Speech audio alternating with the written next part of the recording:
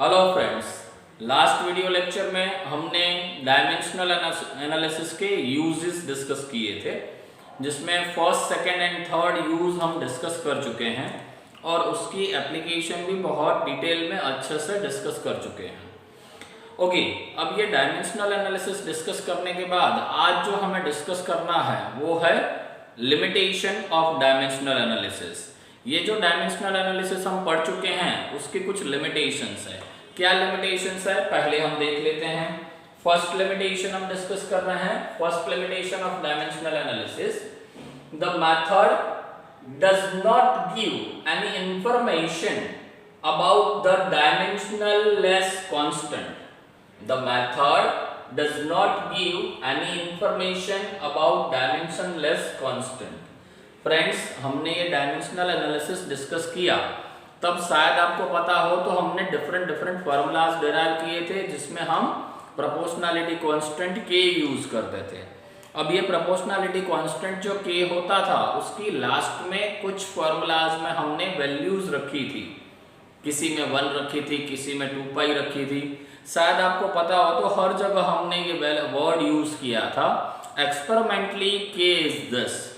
That means वो जो proportionality constant होता है, जो डायमेंशनलेस कांस्टेंट होता है, उसकी वैल्यू हमें डायमेंशनल एनालिसिस से नहीं मिलती है।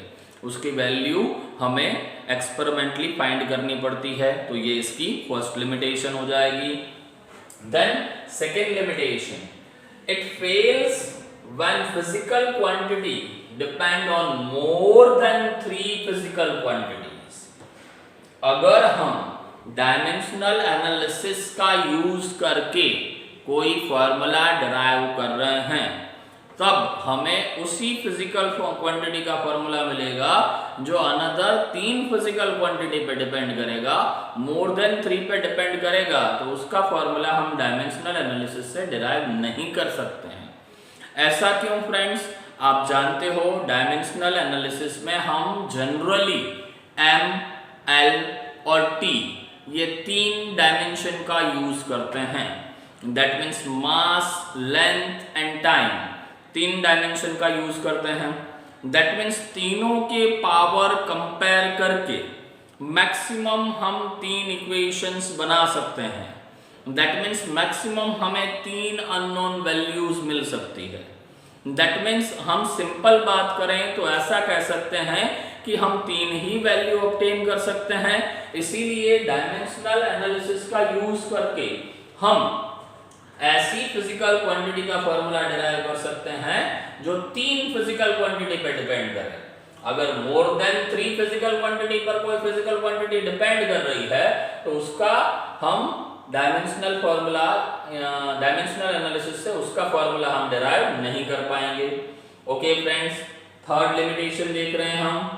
It fails when a physical quantity is the sum or difference of 2 or more quantity.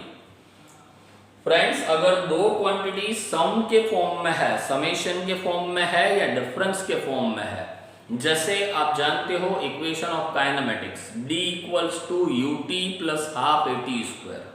तो ये D = ut + ½ at² जो है वो हम डायमेंशनल एनालिसिस से डिराइव नहीं कर सकते हैं। हम ऐसे इक्वेशंस डायमेंशनल एनालिसिस से चेक कर सकते हैं जिसमें एडिशन एंड डिफरेंस का साइन हो। उसके चेकिंग के लिए हमारे पास है, सेकंड यूज उसका यही था। तो चेक कर सकते हैं पर डिराइव नहीं कर सकते हैं। तो यहाँ ये लिखा है, it is fail when a physical quantity is sum or difference of 2 or more than quantities। तो यहाँ fails का मतलब है डेरिवेशन में फेल होता है, चेक करने में नहीं। चेक करने के लिए यूज हो सकता है पर डेरिवेशन में वो फेल हो जाता है। Now next fourth, it fails to derive relationship which involve trigonometry, logarithm and exponential function। Friends, dimensional analysis fail हो जाता है कब? जब लोगेरिथम, ट्रिग्नोमेट्रिक और एक्सपोनेंशियल फंक्शंस होते हैं। जब ट्रिग्नोमेट्रिक, लॉगरिथम या एक्सपोनेंशियल फंक्शन होंगे तब ये डायमेंशनल एनालिसिस का मेथड जो है वो फेल हो जाएगा। कैसे फेल हो जाएगा वो डिटेल में हम डिस्कस कर रहे हैं। फोर्थ पॉइंट है वो ज्यादा डिटेल में हमें डिस्कस करना है, पहले हम फिफ्थ पॉइंट डिस्कस कर लेते हैं। Sometimes it is difficult to identify the factor on which the physical quantity depends। कई बार फिजिकल क्वांटिटी जिस फैक्टर पर डिपेंड करती है उस फैक्टर को आइडेंटिफाई करना प्रॉब्लमेटिक हो जाता है। दैट मीन्स वो ये बताना चाहते हैं कि जब आप कांस्टेंट यूज कर रहे हो और वो कांस्टेंट डायमेंशन लेस नहीं होगा तब ये सिस्टम फेल हो जाएगा। हर बार हम डायमेंशनल फॉर्मूला लिखते थे तब वो जो प्रोपोर्शनलिटी कांस्टेंट है उसका तो डायमेंशन लिखते ही नहीं थे। सोचो कि अगर उसको डायमेंशन होता तो ये मेथड ही अप्लाई नहीं हो पाता। That means the method becomes more complicated when dimensional constant like g, that is gravitational constant, h, that is Planck constant, etc. are involved। मतलब क्या? मतलब अगर किसी फॉर्मूला में कांस्टेंट जो है वो डायमेंशन वाले आ जाएंगे जिसे डायमेंशनल कांस्टेंट कहा जाता है, तब वो डायमेंशनल कांस्टेंट अगर इन्वॉल्व होंगे तो ये कैलकुलेशन कॉम्प्लिकेटेड हो जाएगा। तब आपको वो कांस्टेंट के डायमेंशन पता होने चाहिए या तो ये मेथड फेल हो जाएगी। तो इस तरह से ये डायमेंशनल एनालिसिस की 5 लिमिटेशंस है, जिसमें फोर्थ लिमिटेशन हमें डिटेल में डिस्कस करना है। तो सबसे पहले आप वीडियो स्टॉप करके ये 5 लिमिटेशंस जो है वो एक बार कॉपी कर लो, फिर इसकी फोर्थ लिमिटेशन को हम डिटेल में डिस्कस करेंगे। ओके फ्रेंड्स, इसका फोर्थ लिमिटेशन जो है उसका बहुत ज्यादा यूज कॉम्पिटिटिव एग्जाम में आता है, उसे हम डिस्कस कर लेते हैं। It is fail to derive relationship which involve trigonometry, logarithm और एक्सपोनेंशियल फंक्शन। सपोज आपको सिंपल हार्मोनिक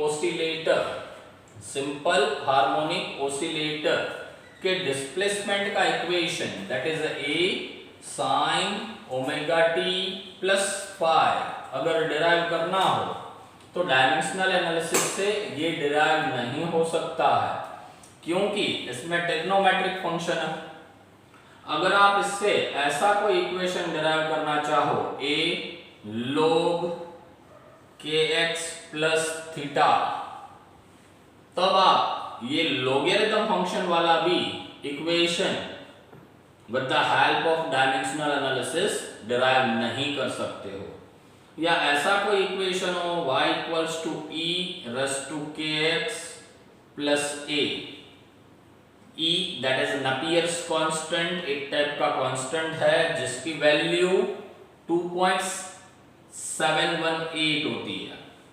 जैसे पाई एक कांस्टेंट है वैसे e जो है वो भी एक कांस्टेंट है। इसे कहेंगे हम एक्सपोनेंशियल फंक्शन। अगर ऐसा कोई फॉर्मूला आप डायमेंशनल एनालिसिस से डिराइव करना चाहो तो ये भी नहीं हो सकता है।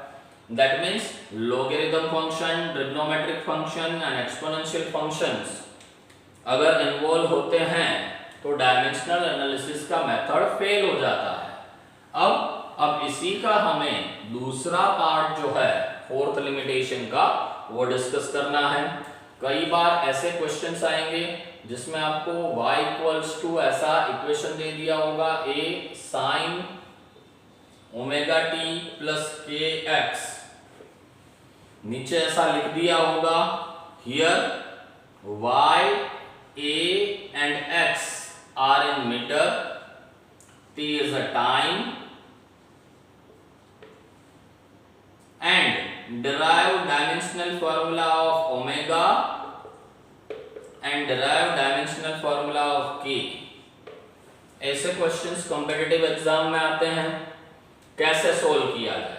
तो सबसे पहले देखो बेटा, ये ट्रिग्नोमेट्रिक फंक्शन है। ट्रिग्नोमेट्रिक फंक्शन के साथ अगर कोई टर्म है तो वो टर्म डायमेंशनल एनालिसिस में नहीं चलता है। दैट मीन्स वो डायमेंशन लेस होता है। दैट मीन्स यहां पर ओमेगा टी प्लस के एक्स, इसका डायमेंशनल फॉर्मूला हो जाएगा m0 l0 t0। That means वो डायमेंशनलेस होगा। अब आप ये बात अच्छे से जानते हो कि जब हम डायमेंशनल फॉर्मूला की बात करते हैं तब हम इक्वल टू प्लस को रिप्लेस करके इक्वल टू लिख सकते हैं। दैट मीन्स ये इक्वेशन को आप ऐसे लिख सकते हो, ऐसे मतलब कैसे लिख सकते हो, omega t dimensional formula of omega t plus को इक्वल टू बना दो equal to dimensional formula of के x equal to m0 l0 t0। अब आपको ओमेगा का डायमेंशनल फार्मूला चाहिए, फर्स्ट एंड थर्ड टर्म को कंपेयर करके ओमेगा का डायमेंशनल फार्मूला हम बना सकते हैं। That is omega equals to m0 l0 t0 upon t, dimensional formula of t, and here it is given in question that t is a time, so m0 l0 t0 and upon t1, so dimensional formula of omega is m0 l0 t minus 1। similarly second and third term को compare करके आप dimensional formula of k obtain कर सकते हो। Dimensional formula of k is m0 l0 t0 upon dimensional formula of x, that is m0 l0 t0 upon l1, that means it is m0 l minus 1 t0। तो इस तरह से trigonometric functions होंगे तब हम डायमेंशनल फॉर्मूला का use कर सकते हैं। वीडियो स्टॉप करके पहले ये कॉपी कर लेंगे, फिर ऐसा ही एग्जांपल हम देखेंगे लॉगरिथम फंक्शन का एंड एक्सपोनेंशियल फंक्शन का। इस केस में भी ऐसा ही होता है। Okay, now same thing we discuss for logarithm function. अब ये लॉगरिथम फंक्शन जैसे ही वर्ड सुनते हो ना तो माइंड आपका चकराने लगता है। लॉगरिथम फंक्शन से हमें डील करना है, आपके लिए ये नया फंक्शन है, इसकी सारी प्रॉपर्टी, इसे कैसे देखते हैं, कैसे यूज करते हैं, वो बेसिक मैथ्स के टोटल 5 लेक्चर्स हम कंडक्ट करेंगे, उसमें अच्छे से आ जाएगा। तो लॉगरिथम फंक्शन से बिल्कुल नहीं डरना है और लॉगरिथम फंक्शन पर हम मास्टरी अचीव कर लेंगे बेसिक मैथ्स के लेक्चर में। एट प्रेजेंट उसका जो यूज है इस चैप्टर में वो हम डिस्कस कर रहे हैं। सपोज आपको कहीं पर ऐसा दे दिया हो log PA प्लस BW, ऐसा इक्वेशन दे दिया है y equal to log PA plus BW, where P is a power, P is a power, W is a work, and find dimensional formula of A and dimensional formula of B। ऐसा कहीं question दे दिया हो तब क्या किया जाए? Again वही चीज हम करेंगे कि ये लॉगरिथम फंक्शन है, दैट मीन्स उसके अंदर जो लिखा है वो डायमेंशनलेस होगा। दैट मीन्स यहाँ पर PA का डायमेंशन हो जाएगा m0 l0 t0, उसके साथ ये प्लस है, पर जब इक्वल का आप डायमेंशन की बात करते हो तब इक्वल टू ले सकते हो। दैट मीन्स यही इक्वेशन अगर हम पूरा लिखें तो ऐसे लिख सकते हैं dimensional formula of PA equal to dimensional formula of BW as m0 l0 t0।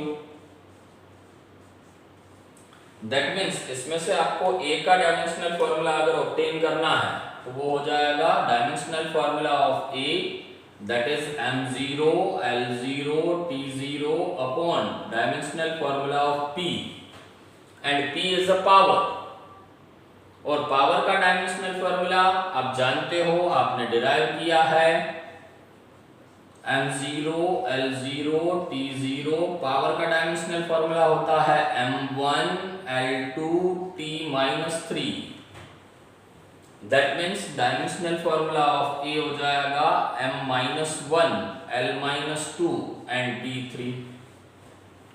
Similarly अगर आप b का डायमेंशनल फॉर्मूला ऑब्टेन करना चाहते हो then it is m0 l0 t0 upon dimensional formula of w that is work and dimensional formula of work is m0 l0 t0 work का होता है m1 l2 t-2 that means dimensional formula of b आपको मिल जाएगा m-1 l-2 and t2। तो इस तरह से a and b का डायमेंशनल फॉर्मूला हम ऑब्टेन कर सकते हैं। अब सेम चीज जो है वो एक्सपोनेंशियल फंक्शन में भी आ सकती है। Suppose here we have one exponential function that is 3 raised to a plus vb।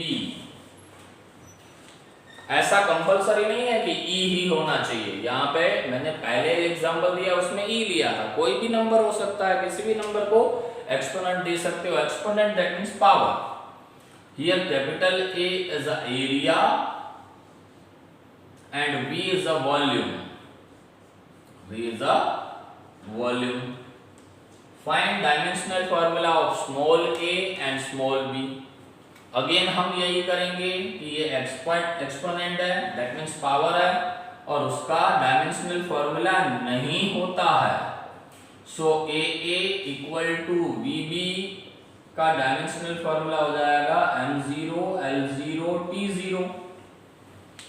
अगर आप a का डायमेंशनल फॉर्मूला ऑब्टेन करना चाहते हो तो वो हो जाएगा m0 l0 t0 upon capital A that is area that is L2 that means dimensional formula आपको मिल जाएगा m0 l-2 t0।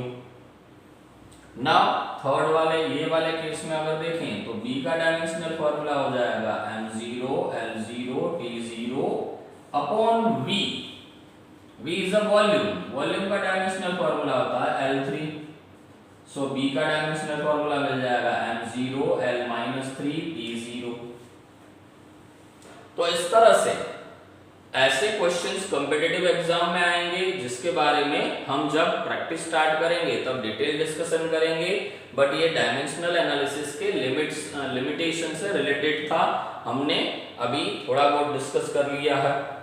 फ्रेंड्स इस चैप्टर में अब मुझे जो आपको पढ़ाना है वो दो ही चीजें छोटी छोटी पेंडिंग है। One is a monomolecular layer method and second is a significant figure. इसके अलावा कुछ चीजें ऐसी है जो वन लाइन क्वेश्चन आंसर में आती है, वो पीडीएफ फॉर्म में आपको मिल जाएगी। राउंड ऑफ करने के रूल्स जो है वो शायद आप जानते हो, पर फिर भी एक बार देख लो। राउंड ऑफ करना दैट मीन्स क्या। सपोज आपको ऐसा कहीं दे दिया है 5.846। अगर आप इसे डेसिमल पॉइंट के बाद 2 डिजिट में लिखना चाहते हो दैट मीन्स आप 6 को हटा दोगे।